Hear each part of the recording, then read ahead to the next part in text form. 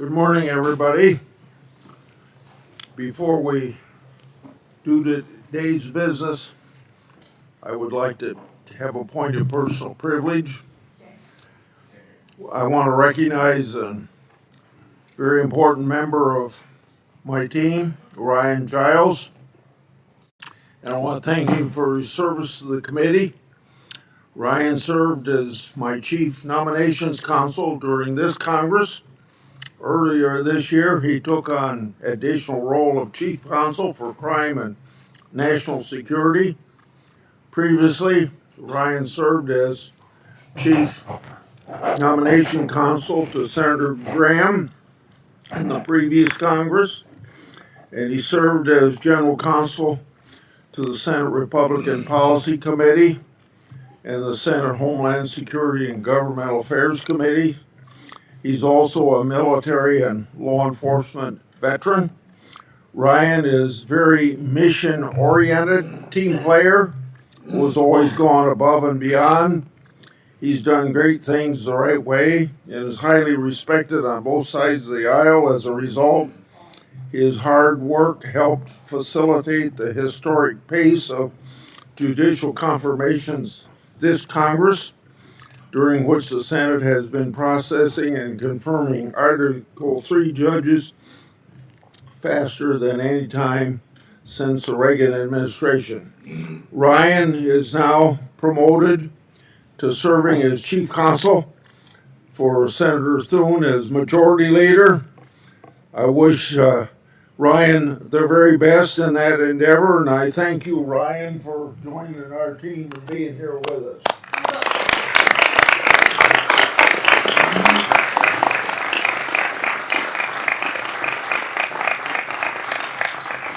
We'll vote on Todd Blanche to serve as Attorney General of the United States, the only thing on the agenda today. Before we begin, I'd like to acknowledge Mr. Blanche's nomination as having drawn significant public interest. I've started today's markup very early because I'd like to afford any of my colleagues as much time as they need to make statements that they have. That said, we need to hold this vote today because of limited floor time remaining before the August recess. I've encouraged my colleagues to remain present, but we're also accommodating scheduling conflicts, including votes in other committees. So I want everyone to be aware that after we've had adequate opportunity for debate, we're going to move to the vote. And as I've said in the past, I'm happy to stay afterwards if any of my colleagues feel like they want more time to make their remarks. Additionally, I want to thank Senator Cornyn and Senator Tillis. Tillis isn't here yet, but you can tell him I'm thanking him for their work, very hard work, related to today's nomination. Their concerns about the anti-weaponization fund and the IRS settlement were shared by many, including this senator. I'm grateful that they, as well as Mr. Blanche and the White House, worked in good faith to solve them, formally rescinding the fund and clarifying the scope of release of claims has put this issue to bed once and for all. I was probably a little late a week ago last night getting involved in this issue, and when I got involved in it, I thought to myself, it's just common sense what Tillis and Cornyn are asking out of the executive branch of government, and I don't think it should have taken as long as it did to get it resolved, and I don't have any way of knowing exactly everybody that was involved in it, but it's just a crime that it took so long to work out with such a common sense thing that's pretty simple, that when you have a settlement, it's involved with the settlement at that time, and anything in the future that might be gone wrong, of whether somebody had done something illegally or somebody wasn't paying their taxes, that it wouldn't apply to anything in the future. To me, that's very common sense, and that's all that I see that at least for one half of what Tillis and Cornwall were trying to accomplish should have been accomplished very easy, and it seems like it took the longest part to get settled. So I thank everybody for their patience in doing it. Turning to today's agenda, I'd like to say a few words about Mr. Blanche. The Justice Department has thrived under his leadership. Among other things, Mr. Blanche has led major successes in thwarting federal program fraud, ending racial discrimination, and restoring the safety of every American. I'd like to take a few moments to reflect on that last one, the safety of Americans, primary job of the Attorney General and the Justice Department. At the end of the hearing, Mr. Blanche stated that his job was, quote, securing safety for every American, end quote. He is absolutely right. It's clear that from his track record that Mr. Blanche has succeeded. We've seen report after report showcasing the department's increase in violent crime arrests, disruption of terrorist activities, and the seizure of illegal firearms and controlled substances. The Council on Criminal Justice recently issued 2026 mid-year report on crime trends. The results are very astounding. The reported rates for homicide dropped 51% from its peak over 9 years ago. Carjackings down 73%. Residential burglaries down 56%. Motor vehicle thefts down 51%. Now, critics might say, well, there was a spike of crime in 2020. So it looks, let's look at the reported crime rates in 26 compared to 2019. Sexual assaults down 13%. Assaults with firearms down 17%. Robbery down 41%. Drug offenses down 15%. And that's just a few of the statistics I could give you. Without objection, I want to enter this report in the record. Is there any objection? I hear none. The Washington Times noted, quote, homicides are on a track to hit the lowest point in recorded U.S. history amid an overall decline in crime nationwide, end quote. Based on these stats, it's evident that no Justice Department in our nation's history can boast the successes of this Justice Department under Mr. Blanche's leadership. Still, the critics can't bring themselves to acknowledge this reality. The Washington Times stated, quote, the encouraging news was met with little explanation as to why crime, especially homicides, has cratered after spiking from 2020 to 2022, end of quote. That's a strange thing for them to say. The press has no explanation for what changed between then and now, because I can think of an explanation. I think every American in this country who feels safer at home and in their towns and cities can think of an explanation. It's very obvious. Todd Blanche's Justice Department has reprioritized the safety of Americans after the Biden administration opened borders to violent criminals and then turned a blind eye to heinous crimes that were happening around the country. The Biden administration was too busy weaponizing the Justice Department against political opponents to stop real crime.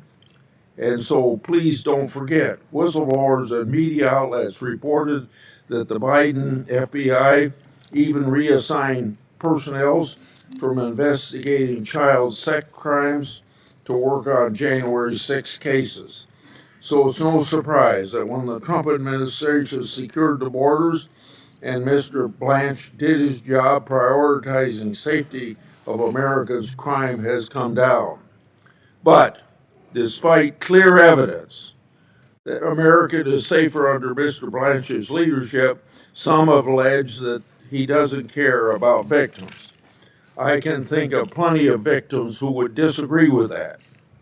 This committee received a letter from more than 300 angel families who strongly support Mr. Blanche. They praised his commitment to, quote, core public safety priorities, stopping illegal immigration, eliminating cartels and transnational criminal organizations, ending trafficking in dangerous drugs and human beings, and protecting American communities from violent crime, end of quote of their statement. As we heard from one of these angel moms at the hearing, Jennifer Boss, her testimony was heart-wrenching as she told about her daughter's tragic and gruesome death. She stated, quote, from the time I've spent talking to Todd Blanche, I knew immediately that he makes victims a priority. Under his direction, the DOJ has engaged directly with angel families and treated us not like political props, but as partners in preventing future tragedies, and that's all that we've ever asked for, end of quote. Ms. Boss concluded by stating, quote, I 100% believe that Todd Blanche will be one who can deliver justice, saving lives of people who will never know it, end of quote. Ms. Boss knows that America is safer with Mr. Blanche at the helm. The angel families know it, and Americans across the country know it. Today, I'm not only voting to advance Todd Blanche's nomination, I'm voting for the safety of the American people. Senator Durbin. Thanks, Mr. Chairman. Reflect on the fact that as we meet today, there are thousands, literally tens of thousands of men and women in the United States who got up this morning and put on a badge or picked up their briefcase and went to work to make sure that we would be safe. They are in law enforcement all across the United States of America. They count on this system of justice, as we all do, to give us not only safety in our homes, but also fairness when it comes to treatment by the government. The man we are discussing this morning seeks to be the #1 law enforcement enforcer of the United States of America, the Attorney General of the United States, the highest ranking law enforcement position.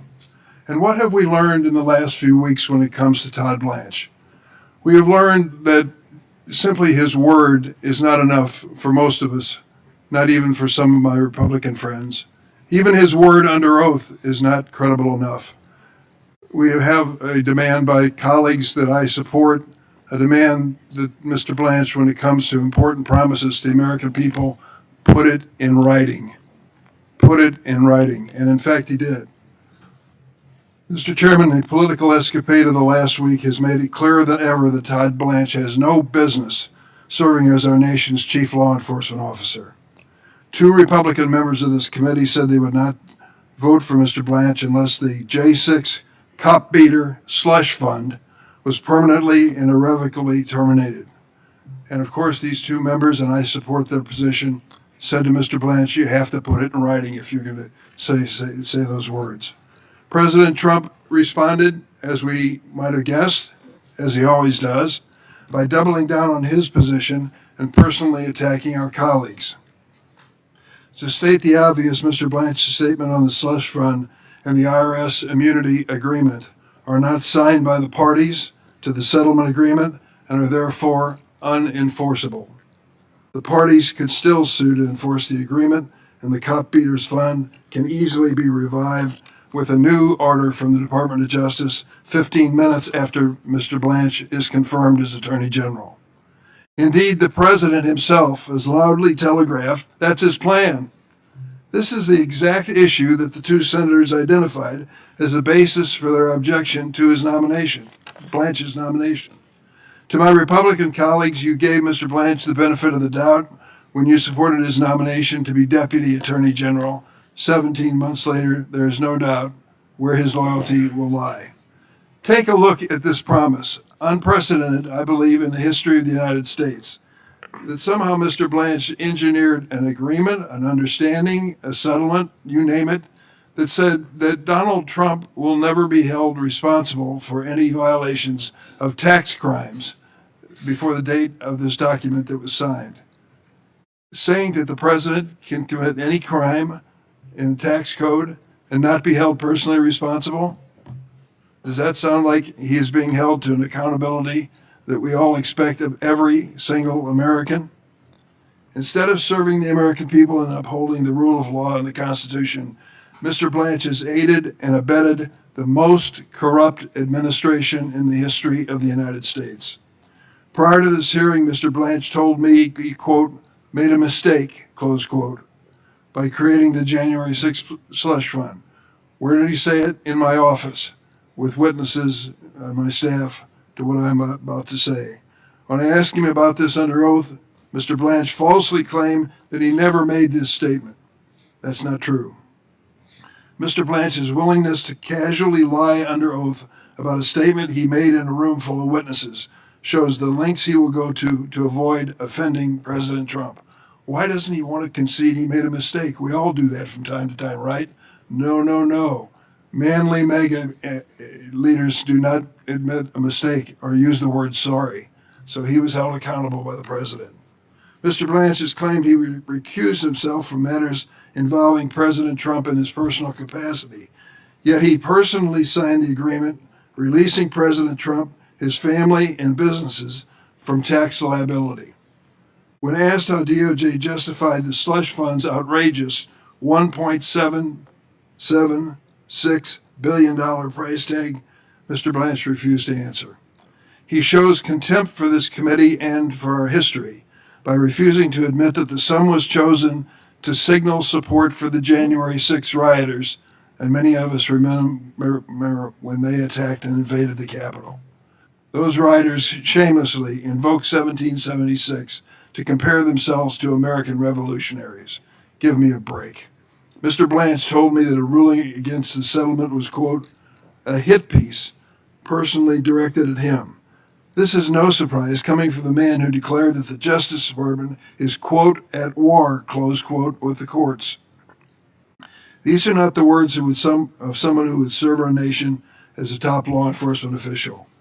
One of Mr. Blanche's first acts as Deputy Attorney General was to issue a memo gutting DOJ's crypto crime enforcement, which allowed the president to rake in $1.4 billion in a crypto windfall last year, even as Americans reported billions of dollars in cryptocurrency fraud losses.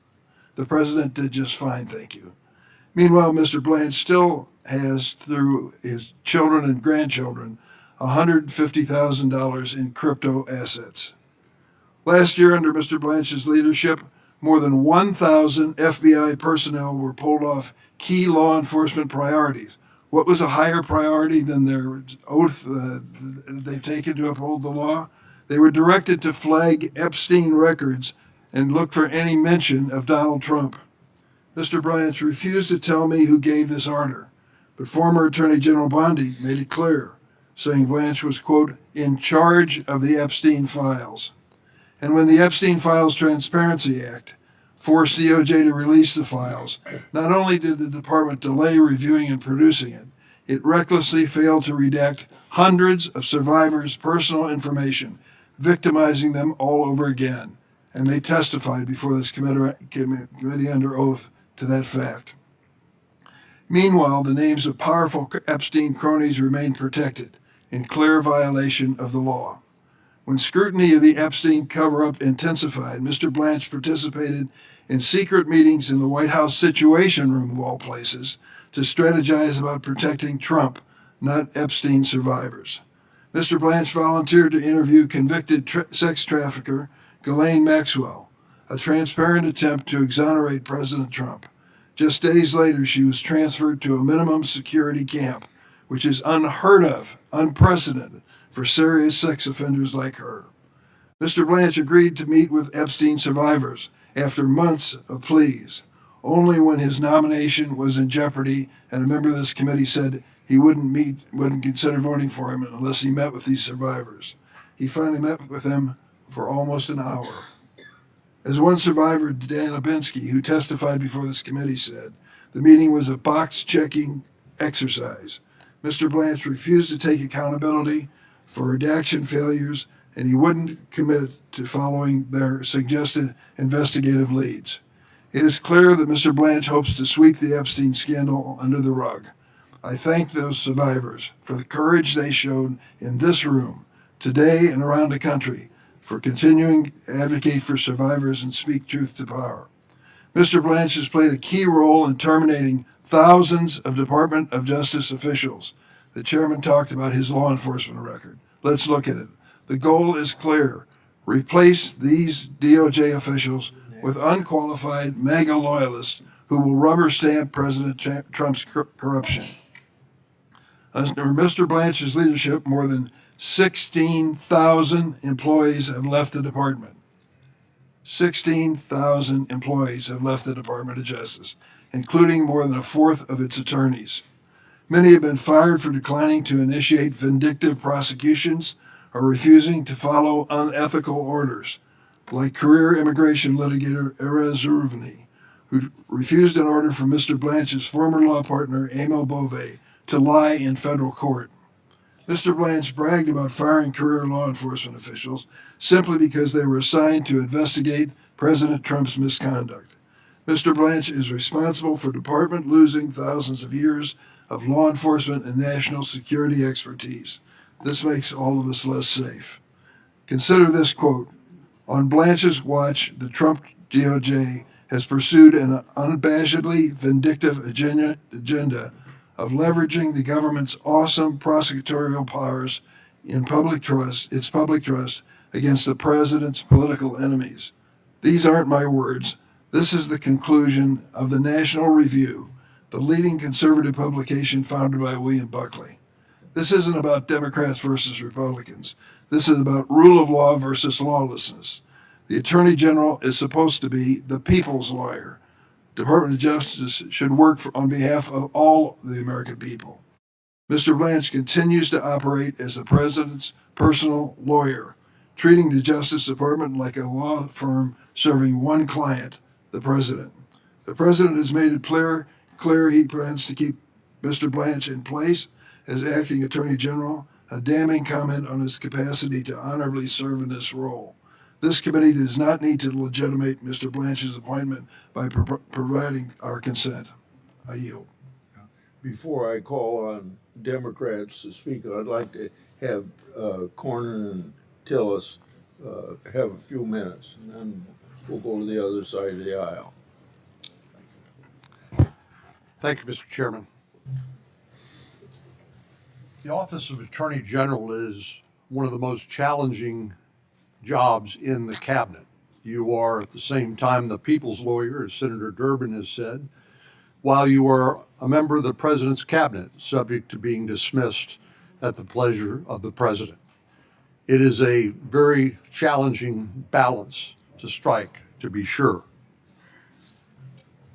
The tax lawsuit that was filed by President Trump and his son and the Trump Organization in January of 2026 was what prosecutors called unparalleled in the IRS's history.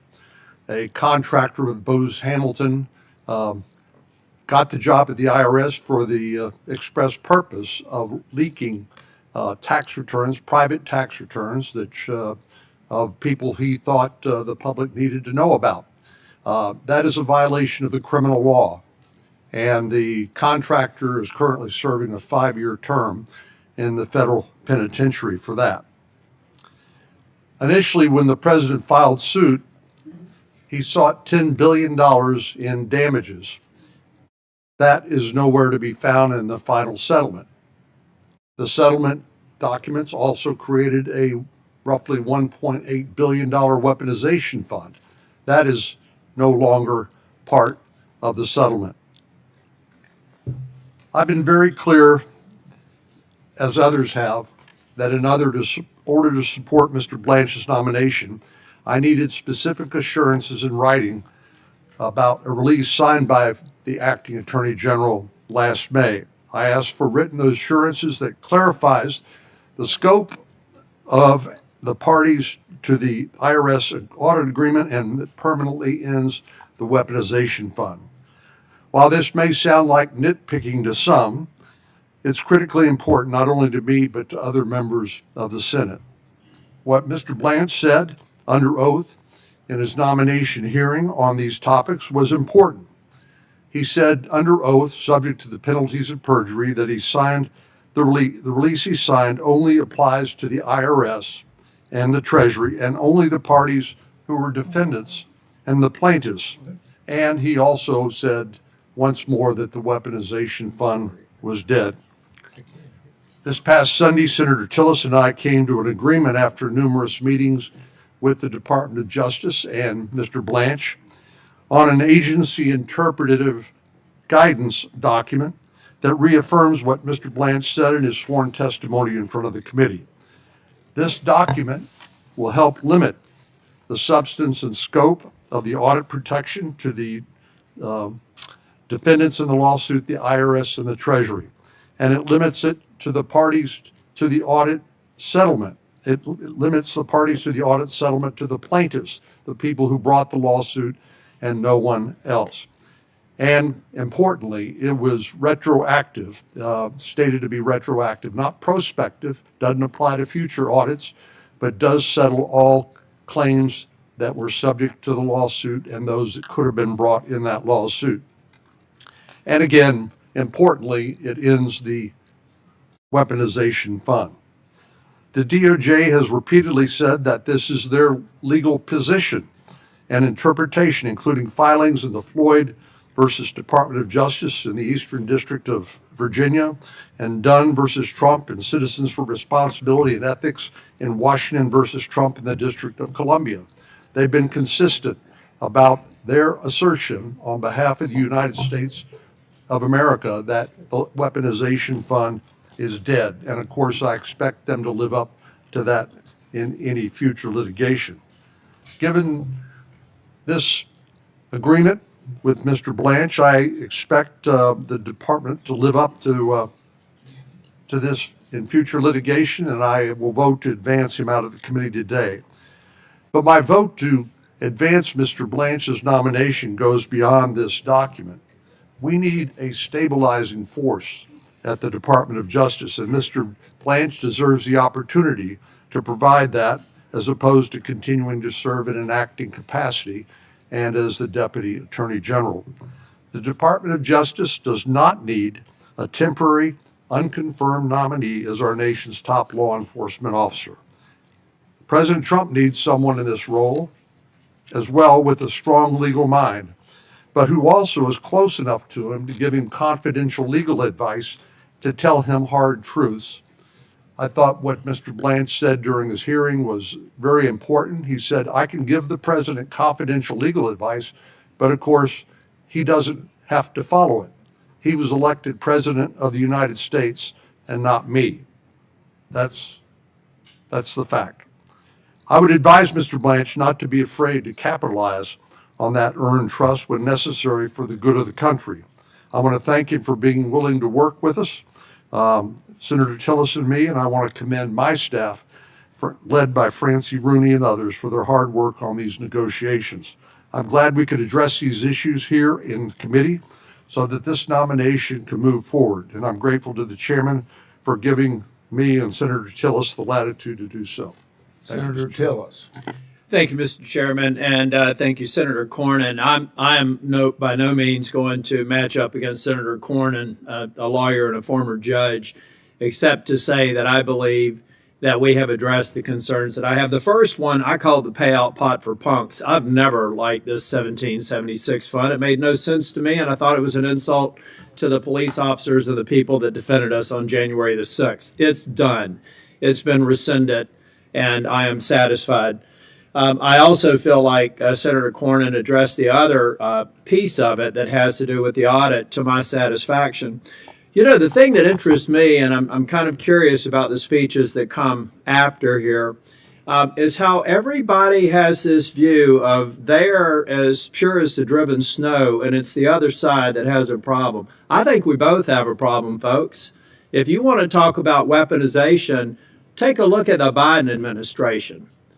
Take a look at the Obama administration. Take a look at Crossfire Hurricane. Take a look at the codes that Lois Lerner used in the IRS to target businesses to try and unbank them.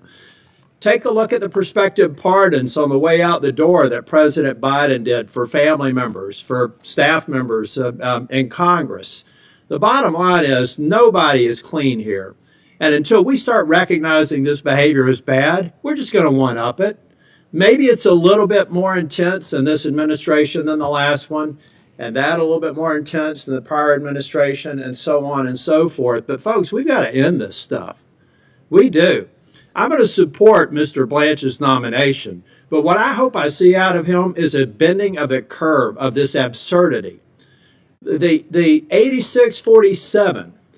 Some bonehead in North Carolina thinks that that's a crime. Well, they better damn sure have information to back it up, because if all it is a picture, that person should lose his job, his or her job. Similarly, the people who went after Republicans in the Biden administration should probably be disbarred or disciplined. So at the end of the day, don't act like you're standing on some sort of moral high ground if you start attacking this administration, because I can match you almost deed for deed. What I would like to see here is maybe people saying, look at it, instead of criticizing people on the other side of the aisle, why don't you go back and hold your own caucus and your conference to a higher standard? That's what I'm doing. That's what Senator Cornyn's doing, and that's what I think the American people want more of. And Mr. Chair, thank you for your patience. I know from time to time I don't like delaying markups, but I thought that this was a very important one because we got to a good outcome. And I appreciate Mr. Blanch working in good faith, and I am prepared to vote yes today in his confirmation, or in moving his confirmation or nomination forward. Senator Whitehouse. Thank you, Chairman. Today, I think, is a sad and embarrassing day for this committee. As it looks like on a party line vote, we are going to advance out of this committee probably the most discreditable person ever to seek the office of Attorney General of the United States. The reasons to vote against him number in the hundreds, but let's just focus on a few where my Republican colleagues purport to have great concern. Let's start with the Epstein files, where Todd Blanch participated in the cover-up, continues to participate in the cover-up, and is responsible for a massive screw-up of the release of the documents. Cover-up and screw-up on the Epstein files. What do I mean by cover-up? Well, first, they looked at 4 FBI 302s that were the testimony of a woman who told the FBI in a formal statement that she had been sexually assaulted and physically assaulted by Donald Trump around 13 or 14 years of age. Of those 4 302s, they released 1. The one that did not mention Donald Trump. Well, fortunately for transparency, these documents had been released in other areas and bait stamped. So people figured out that some were missing. And with that, the other 302s that mentioned Donald Trump had to be produced. Only because they got caught were those 302s produced. And right now, as we sit here, Todd Blanche is still sitting on 37 pages that are almost certainly the agent's notes off of which the 302s were taken. That should be disclosed under the Epstein Files law, but instead, those 37 pages remain covered up. Where else did the cover-up go? Well, the Department of Justice received suspicious activity reports from the Treasury Department about Epstein's accounts, many of them related to Russia. You'd think that an investigative body like the Department of Justice could look at a document called Suspicious Activity Report and deduce that there might be suspicious activity. But did they even have a look? Billions of dollars in Epstein fund transfers, and the Todd Blanche Department never even had a look. And then you get to Ghislaine Maxwell, where a deputy attorney general flew to Tallahassee to have a private meeting with a woman convicted of participating in Epstein's depravity. And what was the upshot of that meeting? Was it to get more information about who else was culpable, about whose secrets were still being kept? No. It was to get exculpatory information about Donald Trump and then reward her with a move to a club-fed prison. Now, the nominal excuse for that is, oh, she was in danger in her earlier prison, so we had to move her. How often does a prisoner allegedly facing threats or danger get moved to a less secure facility? I mean, think about it. It doesn't pass the test of common sense. So, between the botched disclosure, which revealed victims of Epstein's depravity, whose names had not been previously known, in some cases with photographic images with their addresses, in some cases photographs without being fully clothed. Where does the buck stop for that, if not with Mr. Blanche? That was an epic botch that did real harm to Epstein's victims. Voting for this guy today gives their blessing to the screw-up, to the botched release that even Pam Bondi pointed at Blanche as responsible for. And it gives the blessing to his continuing role in the cover-up of Epstein files. So there's Epstein for you. And let me ask the letter from the Epstein victims to Senators Tillis and Cornyn to be put into the record. So next we get to this crooked slush fund Trump family tax amnesty scam. Let's take a look at that. We've got these two new pieces of paper, one signed only by Todd Blanche, one not signed by anybody, neither of which has any legal effect whatsoever. They are decorative. So what problems do they leave behind? Well, one is, can you trust Todd Blanche going forward? I will tell you, I do not. I think it would be unreasonable to trust him going forward. There is enough weasel room in these documents to drive a truck through. And what might that truck look like? Well, you could get rid of the anti-weaponization fund for $1.776 billion, and in a month, put out the Trump Justice Fund for $1.9 billion. Nothing in this document prevents anything like that from happening. You could open a drive-up window at the Department of Justice for cop beaters from January 6th to come through and get friendly Federal Tort Claims Act settlements from the Department of Justice.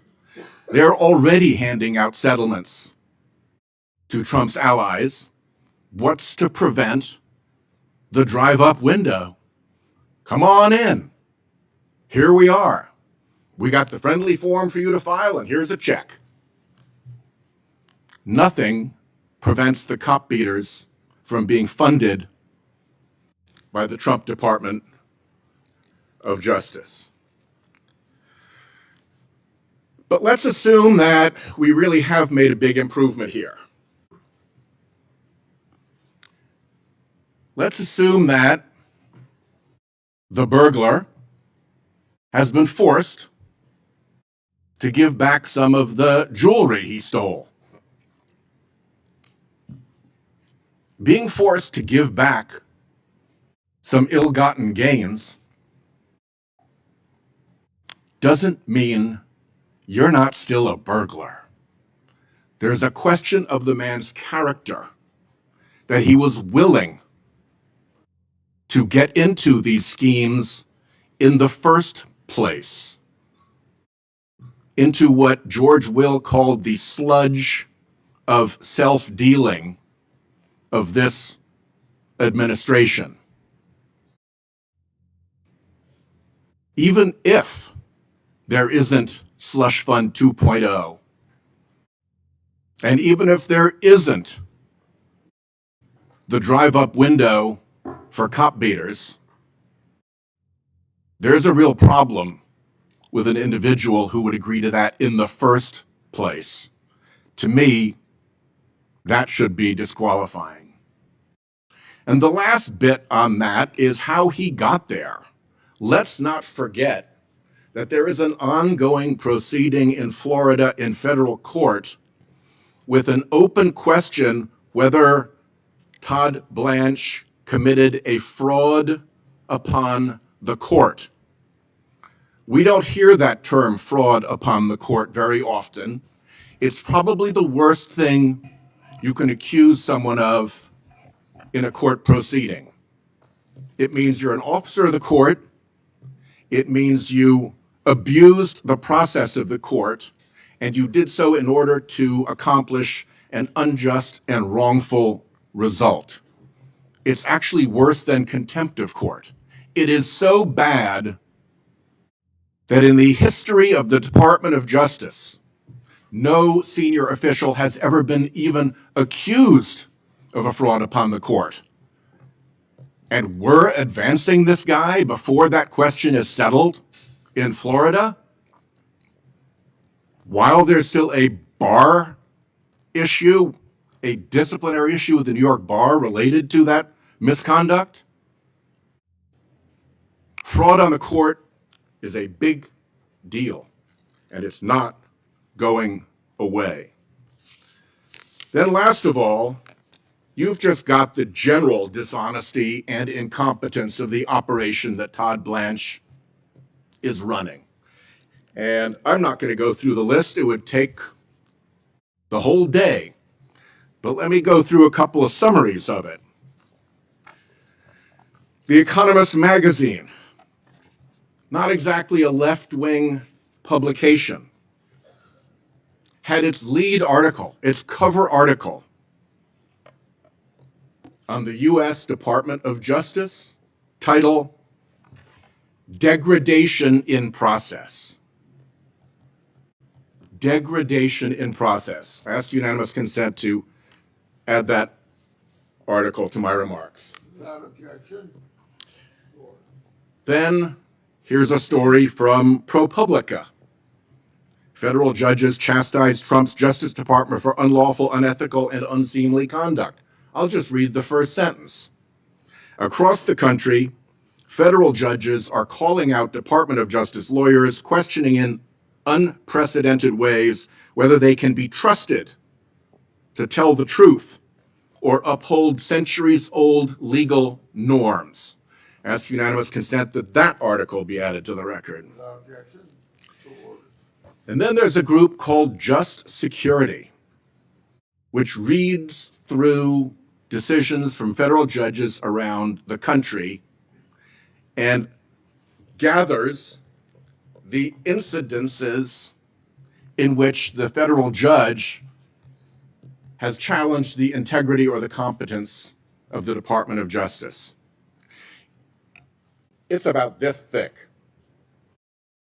I'll just ask to have its introduction put into the record. If my colleagues want to go and look and see what the avalanche of misconduct that Blanche's leadership has precipitated looks like, you know where to find the report. Here's the introduction. It talks about the presumption of regularity, a judicially created doctrine with a long and contested history. The doctrine affords the executive branch a distinct advantage by instructing courts to presume that executive officials have properly discharged their official duties. And what the report characterizes is the destruction of that presumption of regularity in this Department of Justice. So I ask unanimous consent that that be added as well. And then, since I've mentioned it, I'll also ask George Will's article where I described his description of the settlement between the president and the executive branch he heads, exemplifying the administration's sludge of self-dealing. That also be added to the record. Without objection. So ordered. The last question that I'm left with here is what's left of this committee? What's left of this committee when we don't demand straight answers from witnesses? How many times has this Department of Justice been asked what became of the $50,000 that the FBI reported that it handed to Mr. Homan in a bribery sting? That's administrative stuff. That gets reported. There's an account. You've got to check the money out. If you get the money back, you've got to check the money back. There's an administrative trail. We can't get any information about that. Our Republican colleagues see no evil, hear no evil, and speak no evil. Kash Patel virtually certainly lied to this committee sitting in front of us. Is there any interest in that? At a time when Republicans in Congress seem agitated about Biden officials lying to Congress? We got lies right here, folks. I don't know where this committee goes after it stops being taken seriously, because all you have to be is on the right partisan side to get this committee to roll over and play dead. Thank you, Chairman. Senator Klobuchar.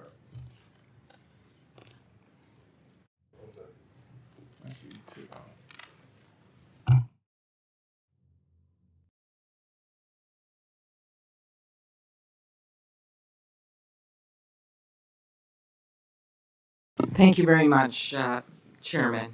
Appreciate that we are hearing from our colleagues at this important moment for this important vote. So I start with this. As you know, this year, thousands of ICE and Border Patrol agents descended on Minnesota. Two of my constituents, Renee Good and Alex Preddy, were killed. They should be alive today. After they were killed, the federal government refused to cooperate with state and local law enforcement, blocking Minnesota investigators from accessing the scene of Alex's death, even though they had a judicial warrant. Federal investigators mishandled evidence, and they failed to process Renee Good's car for evidence. Everyone in this room have seen those videos.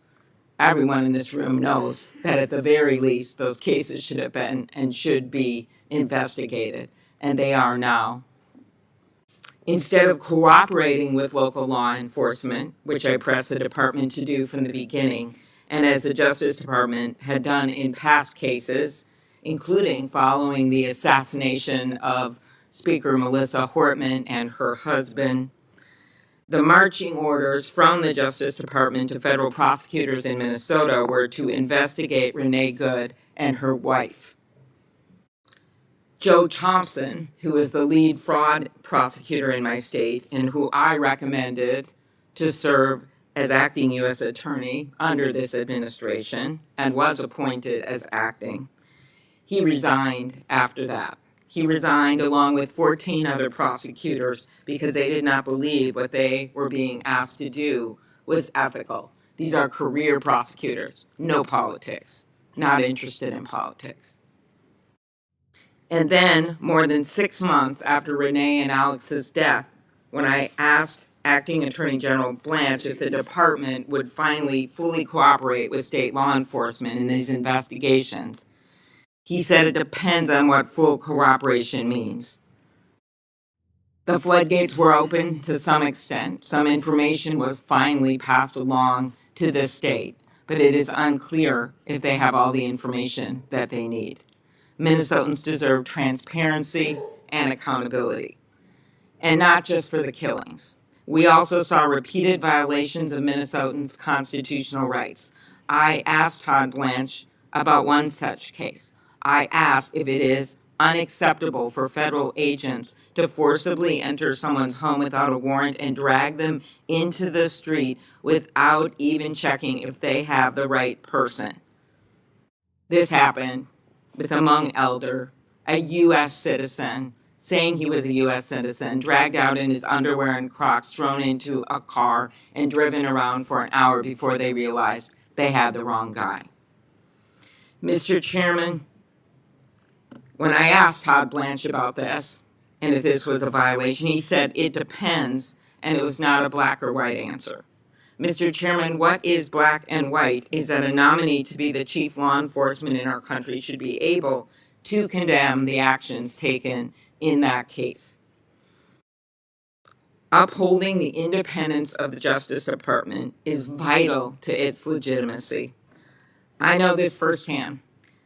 Before I was elected to the Senate, I served for 8 years as the chief prosecutor for the largest prosecutor's office in Minnesota. I led teams of hundreds of line attorneys and professional staff. And like Acting Attorney General Blanche, I would sometimes receive calls from powerful people about cases, trying to influence the outcome, trying to get a plea, trying to get us to dismiss a case. But no matter who it was, I made clear to the people who worked for me that we weren't playing that game. I made clear that investigations and charging decisions were based on the facts and the law. Not once did I cross that line, because as I told Todd Blanche, once you cross that line, it's hard to go back. Because the minute you cross the line and allow anyone else to influence a prosecutor's decision, whether that call is a friend or a lobbyist or the President of the United States, you can never go back. And I think Todd Blanche knows this. Before his confirmation as Deputy Attorney General, he told me he understood that his clients are the people of the United States, not the President. To quote Senator Adam Schiff, what happened to that Todd Blanche? Since then, however, Acting Attorney General Blanche has said of the Justice Department's investigations into people the President has had issues with in the past, Blanche said that is his right, and indeed it is his duty to do that. In fact, the president has repeatedly directed the Justice Department to engage in political prosecutions related to his personal grievances. FBI Director Comey, former Cyber Office Director Chris Krebs, Jerome Powell, the former chair of the Federal Reserve, the New York Attorney General, civil rights organizations, journalists, and yes, even sitting U.S. senators. And while Acting Attorney General Blanche told me that he believes all decisions have been made, in his words, solely based on the facts and law, it's not credible. We've seen the president's social media posts. We've heard from career prosecutors. We've seen the judges appointed by presidents of both parties throwing out meritless cases and subpoenas. Mr. Chairman, if the president can direct prosecutors to go after people like Jim Comey and Jerome Powell, he can go after any American. That is not equal justice under the law. We've all seen the department can be used also to reward the president's friend. Under Acting Attorney General Blanche, the department moved to vacate convictions of leaders of the Oath Keepers and Proud Boys who participated in January 6th. And a matter of less public note, but incredibly important to our economy, is antitrust. It is devastating to our economy if the Justice Department stands back and lets the big get bigger and the small get crushed. And that is exactly what's happening right now. As a former top Trump administration antitrust official said, antitrust cases in this last year, quote, were being resolved based on political connections, not the legal merits, end quote. As just one example, after ousting Gail Slater, the former and well-respected head of the Antitrust Division, who 20 of the 22 senators on this committee voted for, the department abandoned the case against Live Nation after the president met with the company's CEO and discussed the litigation, and we know how that story ended with the state's attorney generals, Democrat and Republican, continuing that cases and winning in a big way, and now we await the remedies, not from the Justice Department's sellout settlement, but from the attorney generals of this country. Finally, I have great concerns about Acting Attorney General Blanche's willingness to uphold the department's independence as the president tries to use the department to undermine our democracy ahead of the midterms. We know that under Todd Blanche's leadership, the Justice Department has already tried to coerce states, including Minnesota, on the very day Alex Preddy was killed, to turn over voters' sensitive information. In fact, they tried to tie that to the ICE presence. Give us that, we'll change that. 19 federal courts, in opinions issued by the judges appointed by both Republicans and Democrats, have now found this effort to be unlawful. The president has also floated the unconstitutional idea of ending mail-in voting, and the Justice Department is defending his direction to the Postal Service to not deliver certain ballots. And according to state election officials, including Minnesota Secretary of State Steve Simon, the Justice Department has stopped providing the briefings and trainings that have long been standard to ensure that states are prepared to prevent and respond to emerging election threats. And when I pressed him, Todd Blanche would not even definitively say that he will not deploy armed agents to polling locations. Whether it is not answering these questions, not providing transparency and accountability, or repeatedly failing to enforce our nation's civil and voting rights laws, reproductive rights, or consumer laws, I have grave concerns with Todd Blanche's leadership at the department. What we need at the Department of Justice is the courage to stand up for the rule of law, like we saw from Tom Calhoun Lopez, an Army veteran and prosecutor at the Minnesota U.S. Attorney's Office during Operation Metro Surge. He said that what the Justice Department told his office to do was, quote, antithetical to the principles of law enforcement. Hagen Scotton, decorated Iraq War veteran, who clerked for Justices Roberts and Kavanaugh, and the lead prosecutor in the Mayor Adams case, who resigned instead of carrying out politicized orders, wrote this: "I expect you eventually find someone who is enough of a fool or enough of a coward to file your motion, but it was never going to be me." When I think about the countless Justice Department officials who have stood up for the rule of law over the last 18 months, it is clear that the president's lawyer, Todd Blanche, is not the right person to be Chief Law Enforcement Officer of the United States. Unlike the public servants I just mentioned, he has shown that he sees his role to serve Donald Trump and not the American people and not the rule of law. I oppose his nomination. Senator Combs. Thank you, Mr. Chairman, and thank you for the opportunity to speak before we take this vote. Considering who should serve as the next Attorney General is one of the most important things we will do as a committee. And I think it's important that the American people understand the reasoning of each of us who are about to take this vote. I've been consistent in saying there's three factors I consider for every cabinet nominee, and I have worked well with attorneys general of both parties and for presidents of both parties. I review their qualifications, their experience, their capacity to do the job, but also their policy views and their character and independence, their ability to do the job with integrity. Today, I'm going to focus on that third part, character, independence, and integrity. Throughout the decades since the Watergate crisis, both parties have consistently recognized the importance of an attorney general who can and will stand up to the president and say no, and serve as an attorney general in defense of the Constitution, not just the agenda of any one president. Will acting Attorney General Blanche meet that standard? We have clear evidence he will not. You can literally take it from his words before this committee, saying the department is not independent from President Trump and shouldn't be.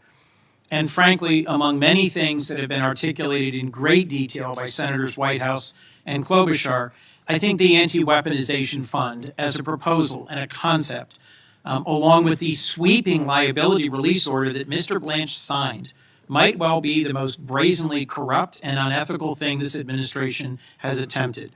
It's bad enough that for weeks he resisted the simple request of my Republican colleagues to just say in writing that this fund and order are revoked, finished, dead, but that he is still refusing to make it a binding guarantee in a sworn statement submitted before a judge. Is this because once confirmed he will simply revoke this new order as he did ones before it? Nothing would stop him from doing just that.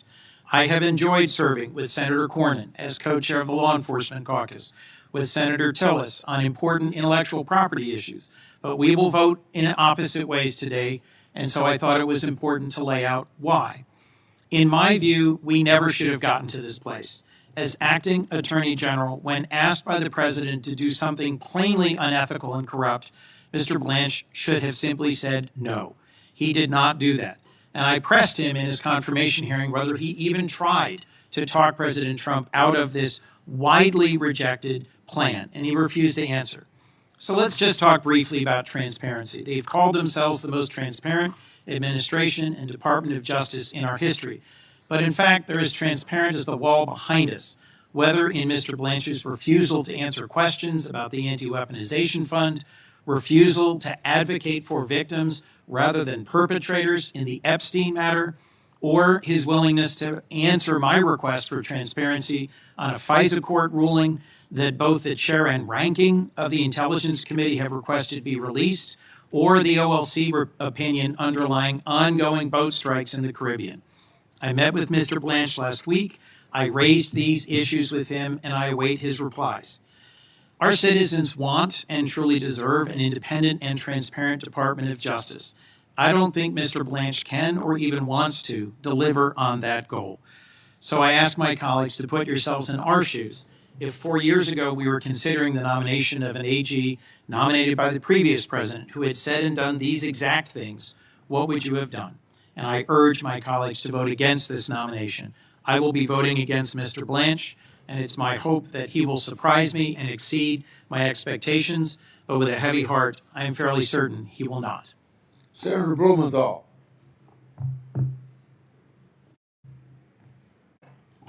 Thank you, Mr. Chairman, and I want to join in thanking you for allowing us to speak before the vote. Quote, "I'm his lawyer," end quote. That's what Mr. Blanche told us he was. I'm his lawyer, namely Donald Trump's lawyer.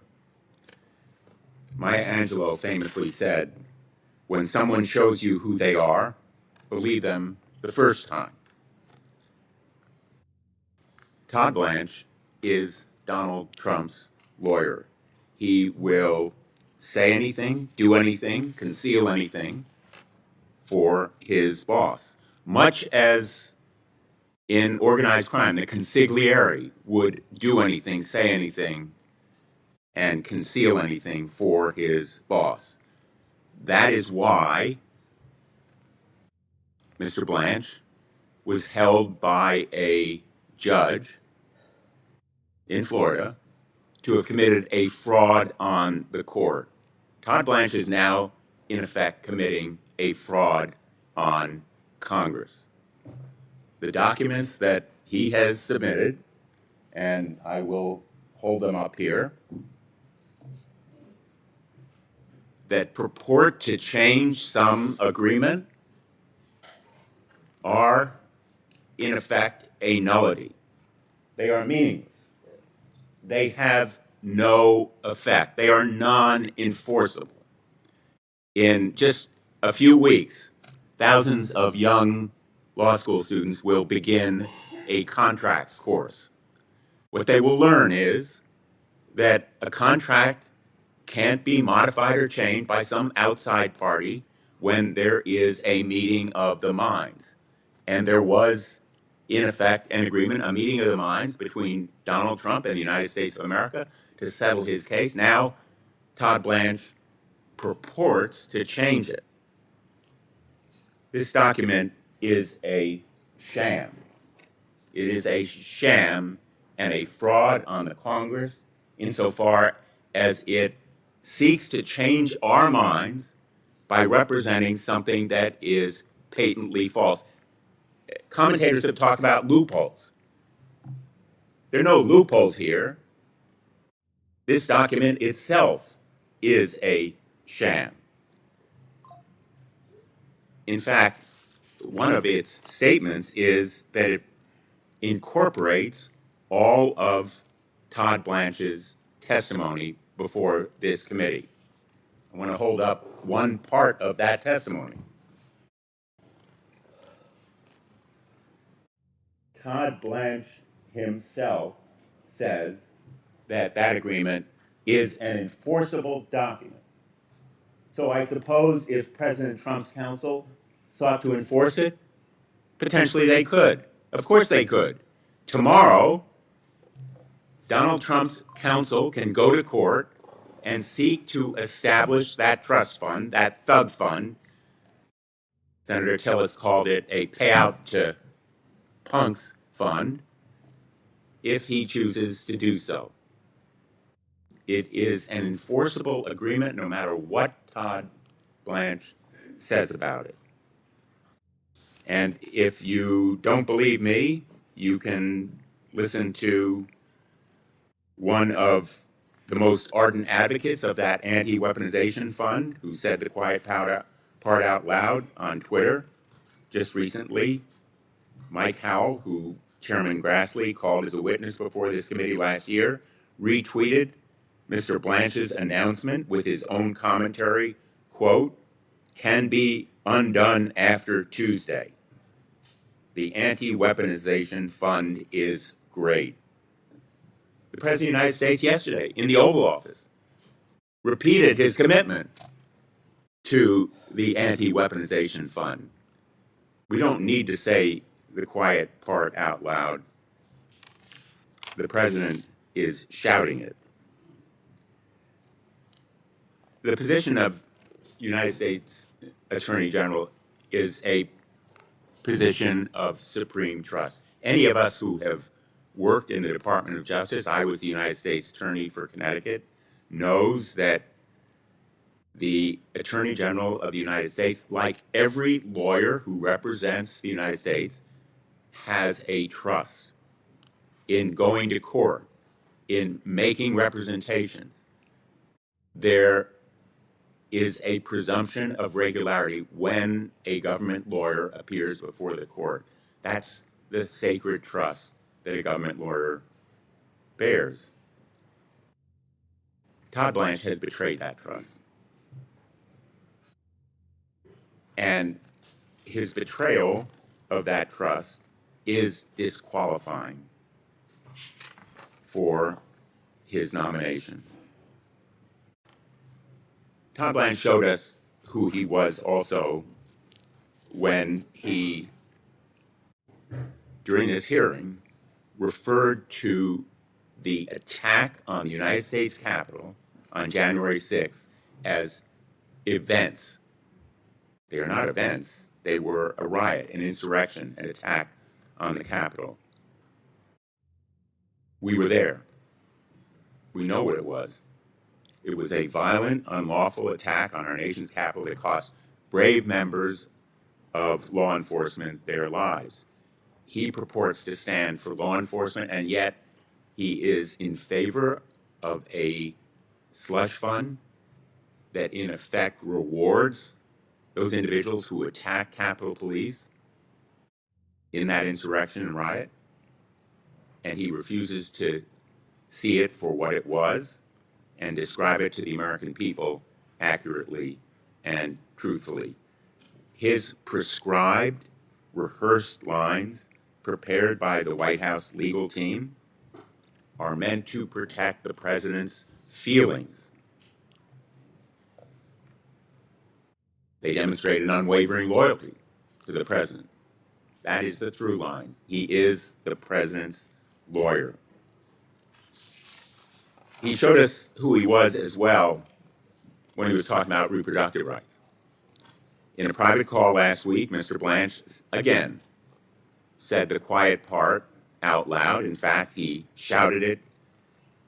He said to the participants on that call that he would work to restrict abortion in every single state. That's not enforcing the law. That is a zealot, a warrior seeking to advocate the president's position against reproductive rights. He wants to block states enacting their own policies and laws. He wants to make abortion access follow the laws of abortion ban states. In short, he wants to strip Americans of their right to choose and strip states of their right to govern.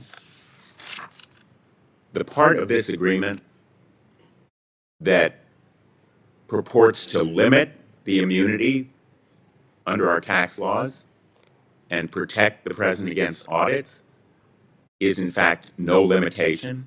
It preserves all of the president's rights to be above the law.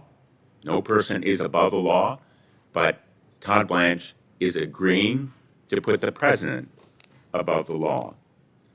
There are more than 400,000 other Americans who suffered the same harm as Donald Trump when their private tax information was taken and released. We have in this country a principle of equal protection of the laws.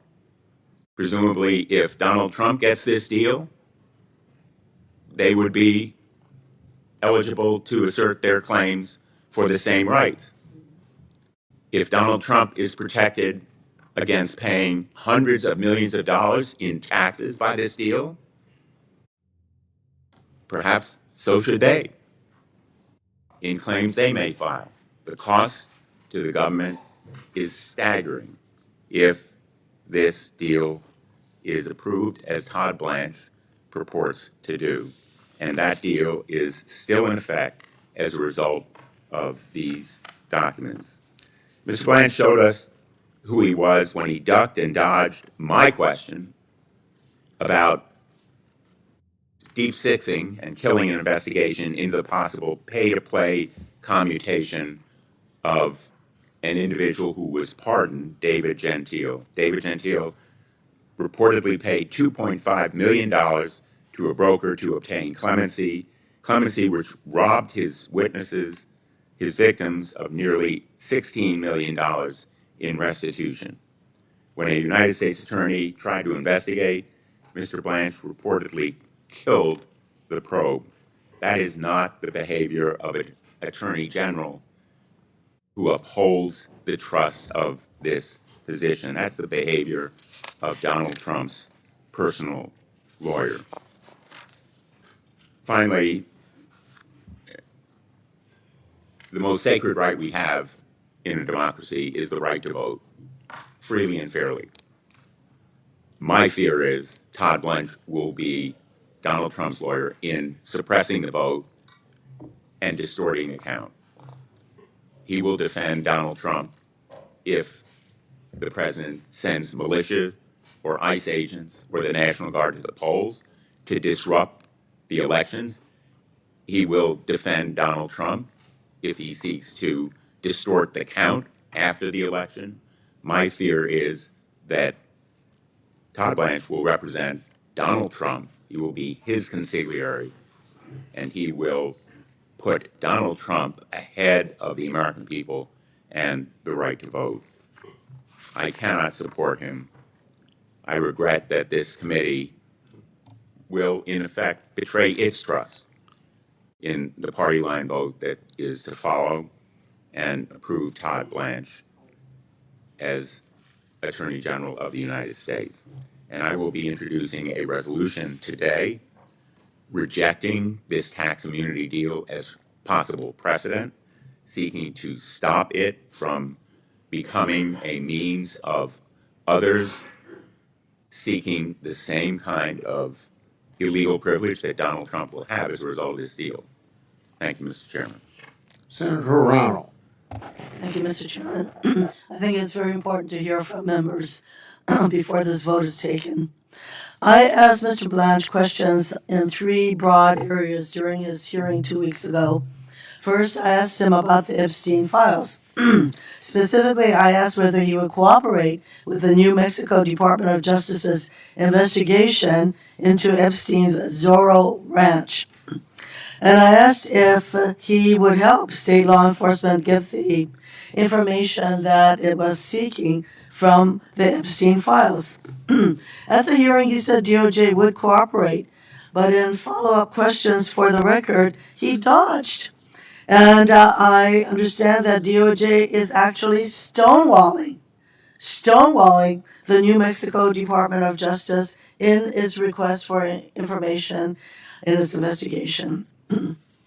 This public show of concern, contrasted with private dismissiveness, is how he treated the survivors who met with him, the survivors of Jeffrey Epstein. I asked one of those survivors about the meeting that he finally had with the survivors. And this survivor said, quote, "We walked away with a feeling of demoralization because he did not come into that meeting looking to work with us in good faith," end quote. I thank and commend the survivors for their courage in fighting for justice. The second category of questions I asked Mr. Blanche 2 weeks ago centered on DOJ's independence. I asked him the simple question, do you believe it is the president's right and duty to order the investigation or prosecution of his perceived enemies? Pretty simple question. Mr. Blanche responded, quote, "I can't answer that yes or no," end quote. He might as well have just said yes. In follow-up questions for the record, I asked him the simple question, if confirmed, will your highest duty be to the Constitution of the United States or to the President of the United States? He left the answer to that question blank. Blank. When he is sworn in as Attorney General, he will have to swear to uphold, support, and defend the Constitution. But we know that oath will take a back seat to his loyalty to the president. The third category of questions I asked him was related to the slush fund. At his hearing, I asked him whether he had rescinded the order dated May 18, 2026, setting out parameters for the so-called anti-weaponization fund. He testified that he had rescinded it. In questions for the record, I asked him, give me the date of when you rescinded this order and this fund. He did not answer the question with a date. He refused to end this fund in writing until he was forced into it in order to secure needed votes from my Republican colleagues. And how can we trust that this so-called death will be lasting when he has shown that his words to us at the hearing do not matter? He was under oath at the hearing, but he's hardly going to prosecute himself for lying to Congress, which he did. Mr. Chairman, I intend to judge Mr. Blanche not by his words, but by his actions. Even though he said he would cooperate with the New Mexico office, Attorney General's office, in their obscene investigation, it seems he will not actually do so. Even though he claims to follow the Constitution and the law, he acts as the president's lawyer, catering to the president's whims and protecting the president. And even though he said repeatedly that the anti-weaponization fund is dead, he had to be forced, literally kicking and screaming, to memorialize that death in writing. And that non-binding writing will mean little when the president wants the fund. And believe me, the president is loudly saying he wants that fund. Who do you think Mr. Blanche will side with? Is he going to uphold this so-called non-binding statement made to secure today's vote from some of my Republican colleagues, or the wishes of the president, to whom he is loyal above all?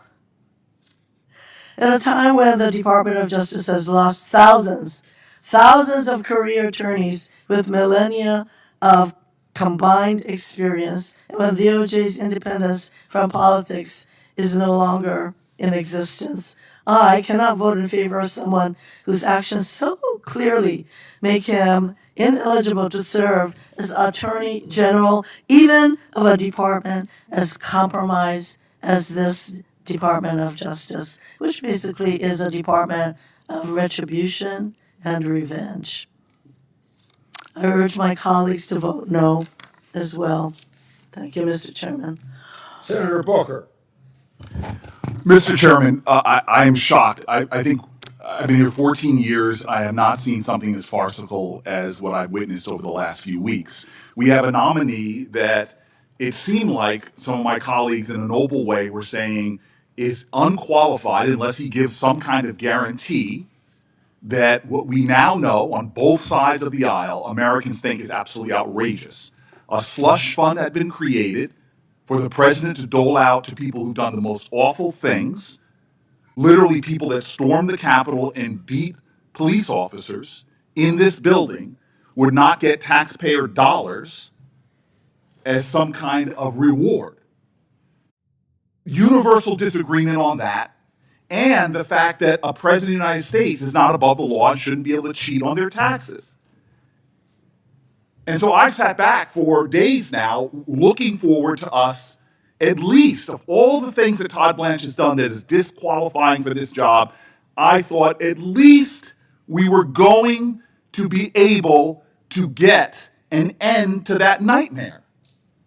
And here's the thing, Mr. Chairman.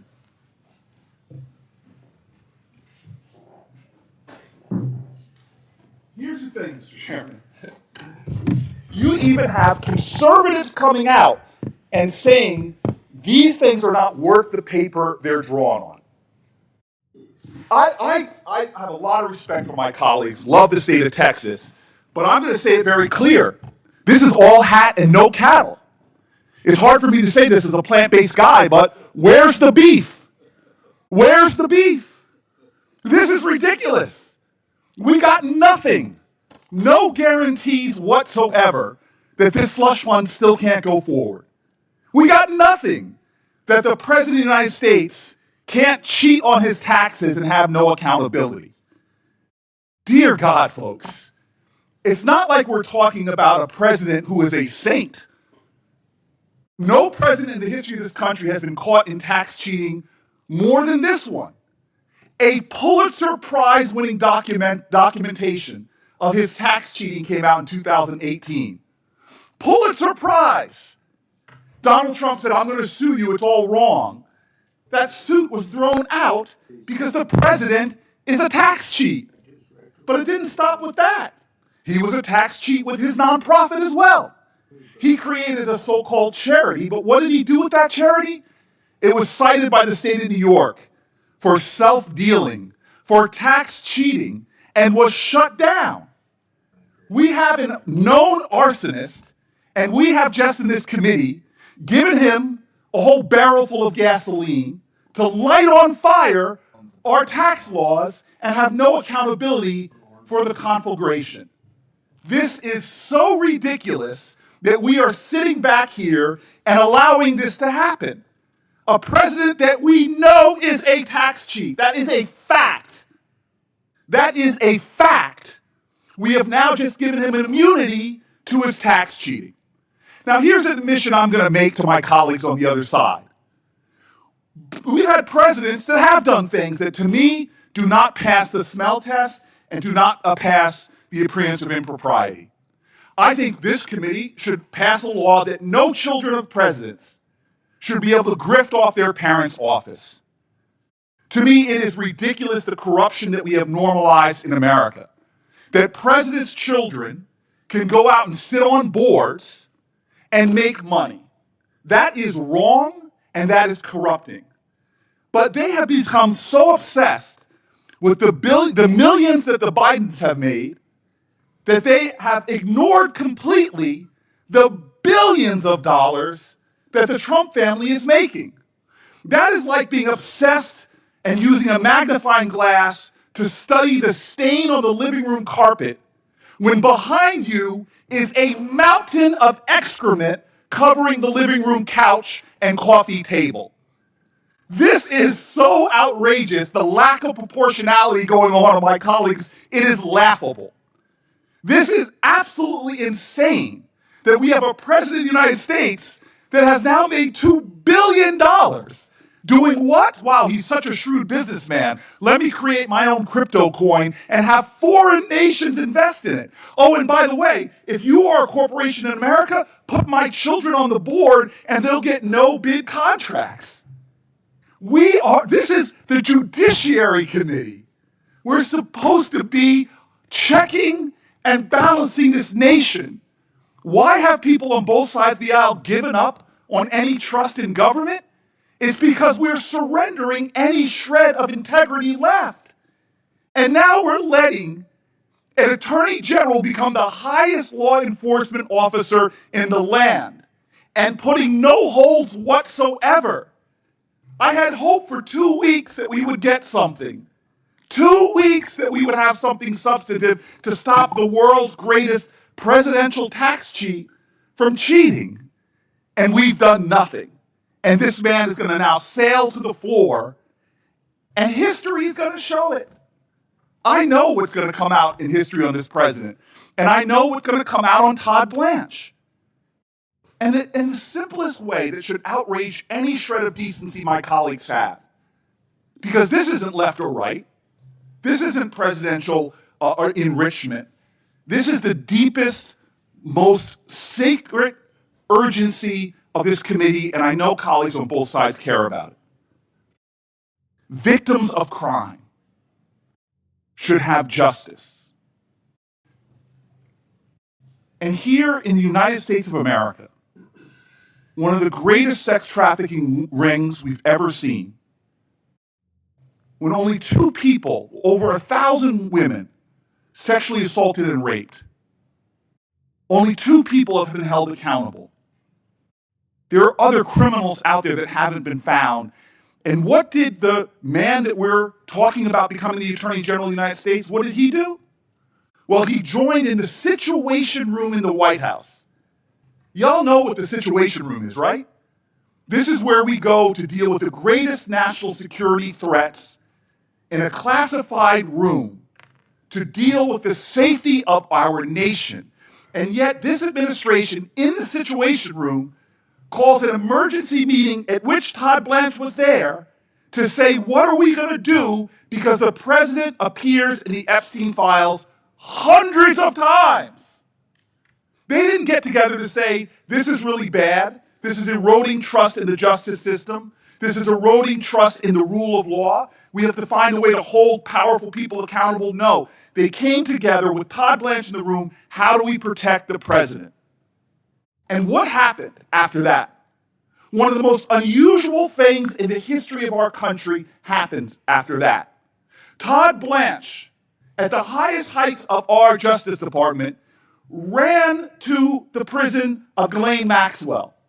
This is unprecedented. This is, lawyers tell me, untoward. This is corrupting. He didn't study the case files. He didn't talk to the prosecutors. No, he ran to the jail cell and met with her for 2 days, insulting every single Epstein victim that had been asking for a meeting for years.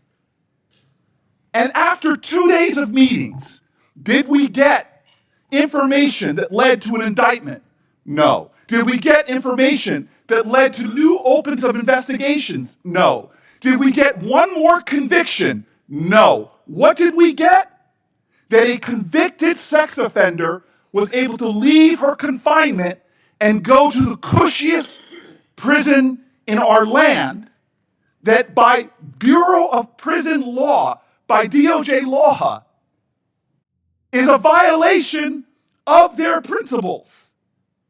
So Ghislaine Maxwell is sitting in the lowest possible confinement after giving no information that helped us get one more investigation started, and has been silent.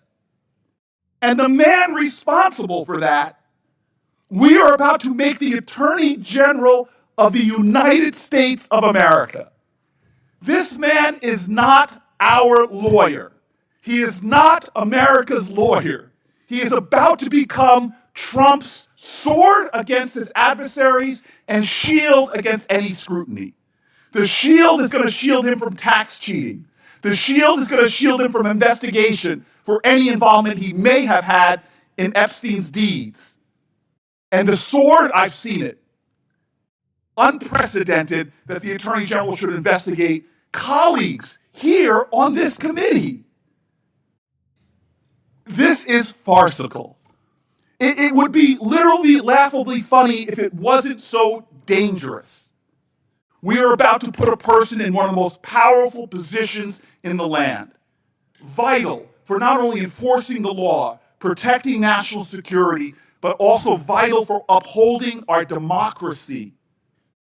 And my Republican colleagues sound like Jan Brady, Marsha, Biden, Biden. You are worried about a pickpocket when it comes to grand theft larceny.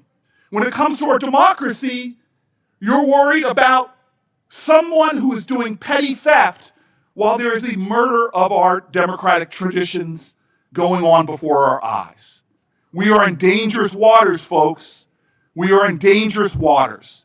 We are turning the ideals of justice and this committee into a mockery by letting the least qualified person, a person proven to do Donald Trump's will, over the law. He is about Trump and not truth. He is about corruption and not the Constitution. He's about being Donald Trump's lawyer and not the people's lawyer. This is so deeply wrong. We will rue the day that we let this man have this much power under such a corrupt president. Thank you. Senator Padilla. Thank you, Mr. Chairman. Colleagues and members of the public, we've been hearing a lot about this tax immunity deal. We've heard about Todd Blanche's mismanagement of the Epstein case and files, the evidence of Todd Blanche carrying out Trump's political agenda of vindictiveness. And I'll have my comments on that as well, but I want to bring us back to what it is that's before us today. 150 years ago, Congress created the Department of Justice and entrusted the Attorney General with the simple but profound responsibility to serve as the nation's chief law enforcement officer. Let me repeat that. To serve as the nation's chief law enforcement officer. Not the president's lawyer, the American people's lawyer. And even today, go to the department's website. Its own mission statement lists, quote, independence and impartiality as its first core value. It says the department must follow, quote, the facts and the law wherever they may lead, without prejudice or improper influence. 150 years ago, they created the Department of Justice. It exists today with these mission statements and core values. That's the standard. And by that standard, Todd Blanche fails. During the confirmation hearing, Mr. Blanche was asked whether he and Donald Trump were friends. Remember his response? He said, I'm his lawyer. And then he tried to correct himself by saying, was his lawyer. That's a remarkable slip for someone seeking to become Attorney General of the United States. And colleagues, we know he spent hours and hours over the course of days preparing for the hearing, and yet the first words out of his mouth when asked that question was, I'm his lawyer. The Attorney General isn't supposed to be the president's lawyer. The Attorney General is supposed to be the country's lawyer. And if you recall, when I asked Mr. Blanche whether the Department of Justice has an obligation to remain independent from improper political influence, including influence by the president, he refused to say yes. He tried to justify that the department is part of the executive branch and he's a member of the cabinet, and the president's agenda, the president's fixations and obsessions is what he follows. It suggests he sees no problem with the president directing federal law enforcement to investigate and prosecute his perceived political enemies. It's not hypothetical. We've seen investigations into former FBI Director James Comey, into New York Attorney General Letitia James, into former CIA Director John Brennan, into our colleagues, both on committee, Senator Schiff, and out of this committee, Senator Kelly, and more. At the same time, Mr. Blanche has shown little interest in ensuring that federal officials themselves are held accountable when they violate the law, including but not limited to the Department of Homeland Security. He basically stated that his belief is that the department should investigate and police themselves. Remember, I asked him about this. They're clearly incapable of doing so. Federal agents shooting innocent civilians, killing United States citizens on the streets of our country, detainees dying in record numbers in detention centers that are violating the standards that they're supposed to maintain. So it's clear that under Todd Blanche, the primary job of the Justice Department will be to do things like defend all options to reward January 6 rioters who attacked the United States Capitol and violently assaulted police officers, to ensure immunity for the president and his family for tax crimes. And no, even with this so-called deal, that hasn't changed. Under the supposed deal, Mr. Blanche isn't prevented from creating a new anti-weaponization fund tomorrow by some other name. It does not prevent Mr. Blanche from using taxpayer funds to reward January 6 rioters. It does not prohibit Donald Trump and his sons from receiving immunity for their tax crimes. To me, this doesn't seem like a deal at all. But ultimately, it does nothing to address the real, fundamental root problem.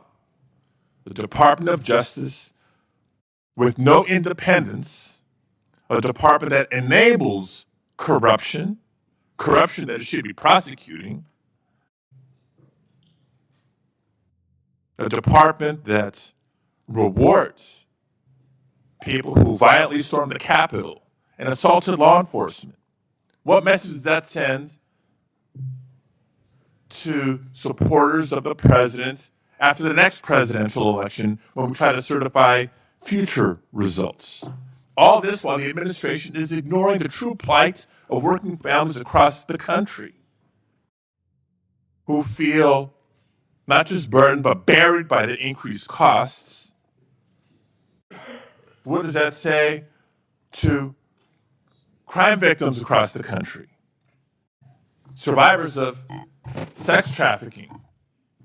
What does that say to the families of those who have lost their lives at the hands of federal agents,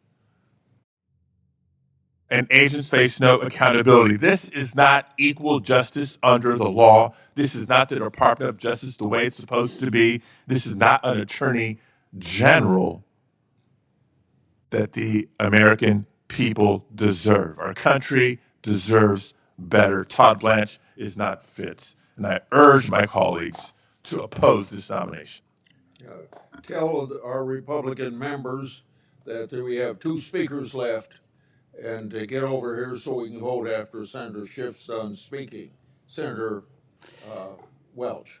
Thank you very much. Mr. Chairman, this is a story about how a young and talented and idealistic man committed to public service, a prosecutor's prosecutor, became a new person in service of a corrupt president.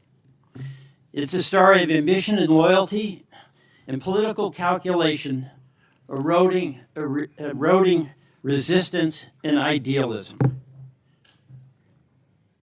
Mr. Blanche has used his considerable talents to accommodate the corrupt goals of a corrupt president. And by the way, Mr. Chairman, if we rejected Todd Blanche, that corrupt president would find a new Todd Blanche. But Blanche is also a story about how a once great institution is relinquishing its own power and capitulating to a corrupt president. Is there no line that the U.S. Senate will not allow this president to cross? The Senate confirmed Bondi, Hegseth, Patel, Nome, and is about to confirm Blanche. The president is abusing his authority every day in every way. Shame on him. But the United States Senate is failing to use its power any day, in any way, to protect the American people. Should not the U.S. Senate use its advice and consent authority to demand competence and integrity? Do we do that with Bondi, with Nome, with Hegseth, with Patel, and now Blanche? Should not the U.S. Senate use its taxing authority to stop Trump's tariffs that we basically all oppose and are doing so much damage to small businesses and individuals in Vermont and in all our states? Should not the U.S. Senate use its constitutional power of the purse to stop the invasion by President Trump, the executive, into the power of the purse? And should not the U.S. Senate use its constitutional authority to declare war, to stop this illegal war in Iran, or at least even debate it, a war that President Trump is losing? Mr. Chairman, the president is abusing his authority, but we are failing as a U.S. Senate to use our authority. And when we fail to use our authority, we fail to meet our responsibility to the people of this country. We can stop capitulating today by doing our job and rejecting a completely unqualified man to be the top law enforcement official in this country. I will vote no. Senator Schiff.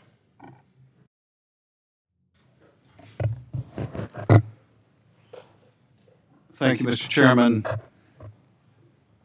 I speak in opposition to the nomination of Todd Blanche to be Attorney General. He should be rejected for 5 broad reasons. The first is he has used the Department of Justice to enrich the President of the United States, and that is not the job of an Attorney General. Now, how has he done this? Well, let's look at the IRS settlement. And bear in mind, this was a lawsuit brought by Donald Trump not as a private citizen. He had every opportunity to bring this lawsuit in between his first term and his second term, but he did not do so. In fact, he waited so long that the statute of limitations ran on that potential claim. He waited until he became president. Now, why did he wait to bring this $10 billion lawsuit until he became president? He waited so that he would have the power of the presidency to leverage the IRS and the Justice Department to make him more money. So he waits till he's president. He sues the IRS for $10 billion.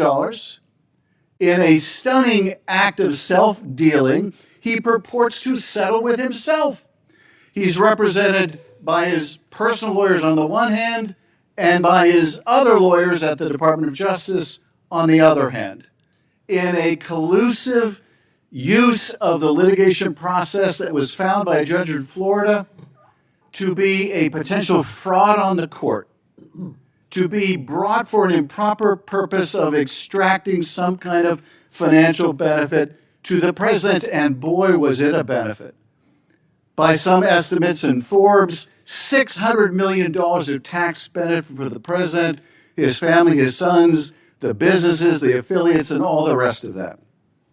Now, there was an effort, and I appreciate my colleagues from Texas and North Carolina making an effort to try to rein in this tax settlement. But what they attempted to achieve has not been achieved. As my colleague from Texas rightly asked during his questioning of Todd Blanche during the confirmation hearing, this is purportedly an agreement between two parties. Can you, representing just one of them or speaking for just one of them, bind the other? And the answer was no. Blanche acknowledged that no, his statement alone couldn't bind the parties. The president could insist for his part on honoring the terms of the settlement agreement. Does this unsigned one-pager somehow change any of that? And the answer is no. Look at this statement. It says that Todd Blanche incorporates that testimony by reference, meaning the testimony before the Senate, meaning that when he answered my colleague from Texas' question that he could not bind both parties to the settlement, he stands by that testimony. He's telling us again, reaffirming in writing, he does not speak for both parties, and therefore this unsigned statement that only says that it's restating DOJ's interpretation is meaningless.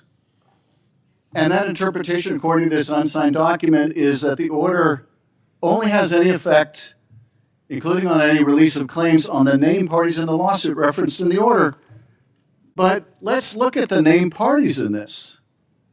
The named parties in this settlement agreement, which the Attorney General admitted remains in force, applies to the plaintiffs, meaning Trump, his sons, and Trump organizations, or affiliated individuals, including without limitation family or others filing jointly, or parties including trusts, parents, sister, related companies, affiliates, and subsidiaries by reason of, respect to, and connection with, or which arise out of any matters that were raised or could have been raised. This is so broad, and nothing in this supposed clarification changes that. So if tomorrow the president wants to insist, let's say that tomorrow the IRS were to audit the returns of a subsidiary of one of the companies, not a party to the actual litigation. Do you think for a moment the president wouldn't assert that settlement agreement as a defense? Do you think for a moment that a court would find that an unsigned statement purporting to restate some testimony in committee would bar the president from using that as a defense. And so we have this litigation, president sues president settles with president never asserts the statute of limitations which would bar the claim. But no, this is used to enrich the president and his family. That is number one.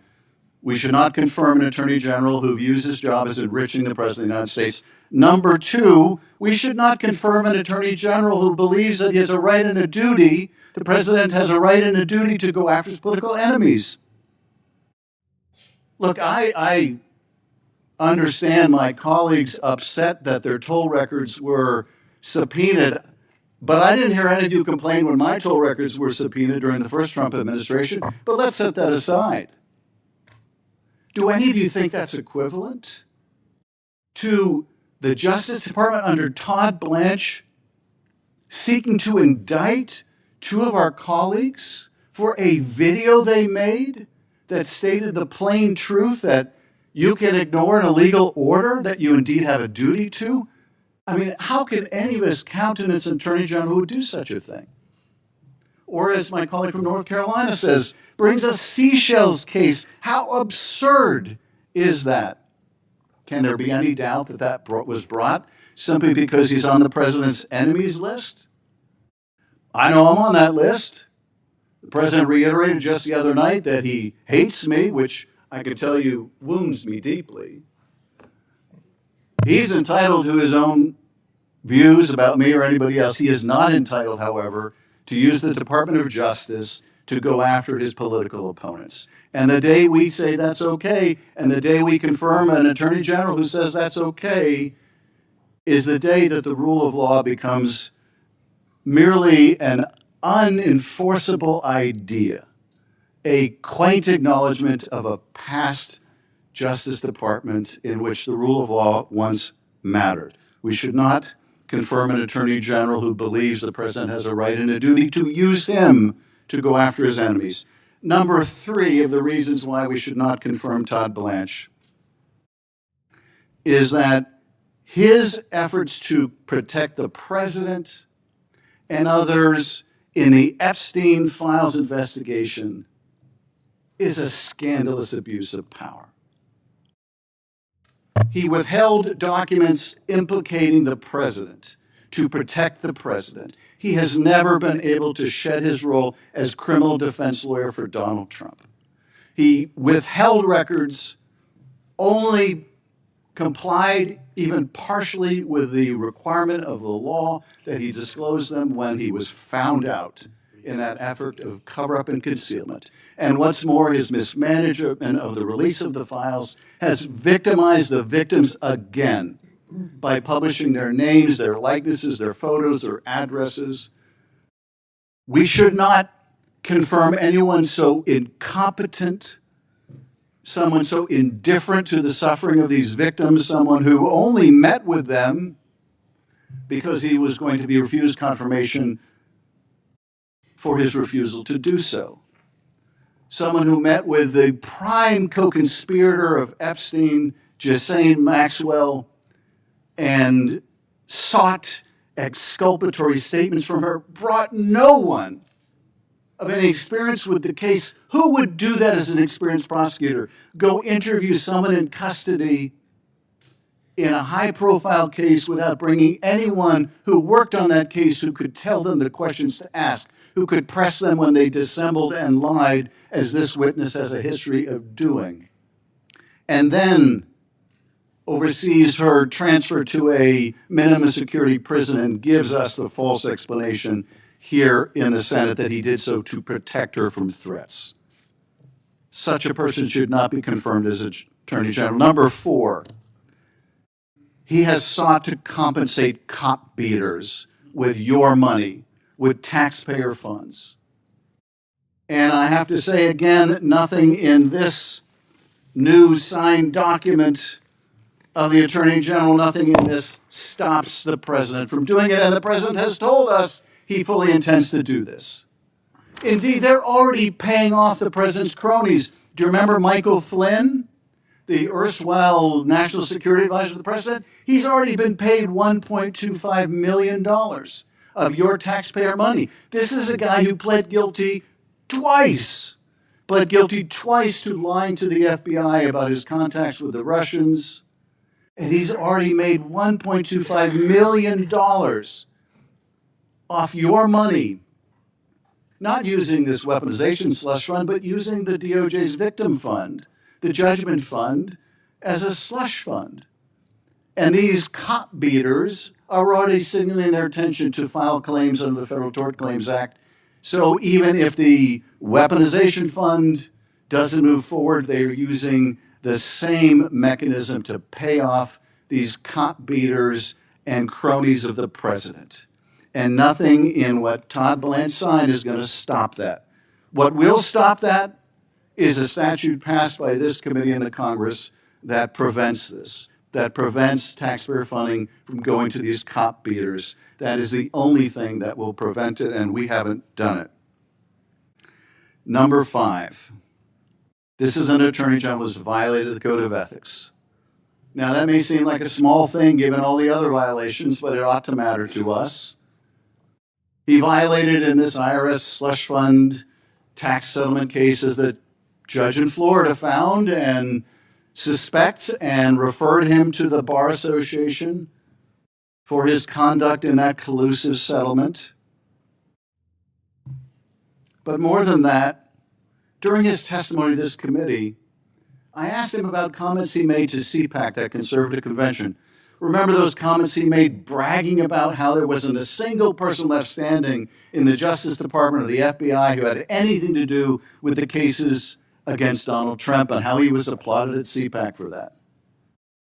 And I asked him, how is that consistent with the ethics advice that you admitted to this committee you received from the Justice Department, that you have said you followed, that told you you must recuse yourself from involvement in any case in which you defended Donald Trump? How is that consistent? And his answer was, oh, I was just saying those things to CPAC. I wasn't saying I did it. I was just saying all those people got fired. But here's the thing. He did fire people involved in the cases against Donald Trump. In fact, we heard testimony last week of one of the people he fired, and here is his termination notice.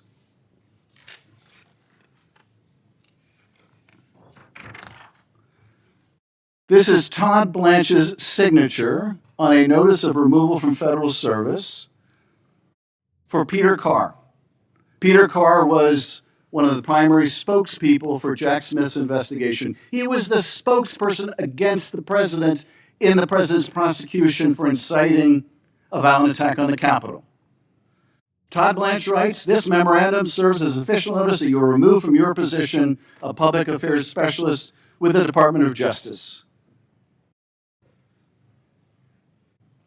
Signed by Todd Blanche, recused from any involvement in firing anyone in the cases in which he defended the president, firing someone involved in the cases in which he defended the president.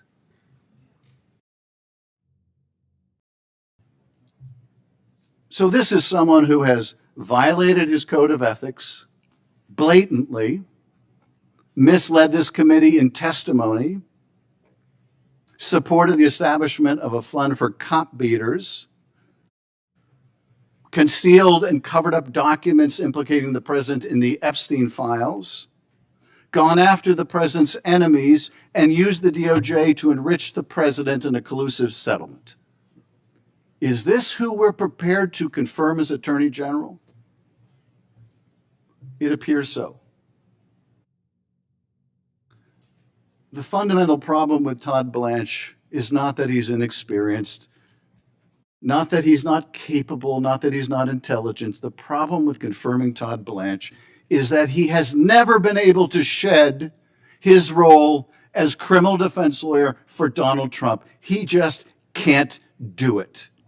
He does not represent the American people now. He will never represent the American people. He will never do what's best for the American people. He will only do what's best for Donald Trump. And you cannot leave someone like that as the nation's #1 law enforcement official, not when you have a corrupt president engaged in the most unprecedented, self-enriching schemes we have ever seen. You just can't do it and hope to have anything left of the rule of law.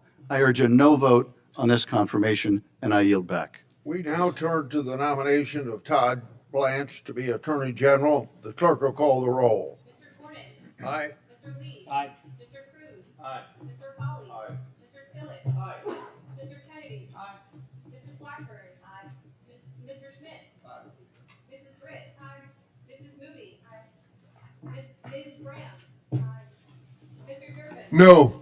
Mr. Whitehouse. No by proxy. Ms. Klobuchar. No. Mr. Coons. No. Mr. Blumenthal. No. Ms. Hirono. Mr. Booker. No. Mr. Padilla. No. Mr. Welch. No. Mr. Schiff. No. Chairman Grassley. Aye. On this vote, the ayes are 12, the nays are 10. The nomination will be favorably reported. Before we adjourn, I have some letters I want to put in the record from, well, I'm not going to bother to read it. It's not worth reading at this point. The meeting's adjourned.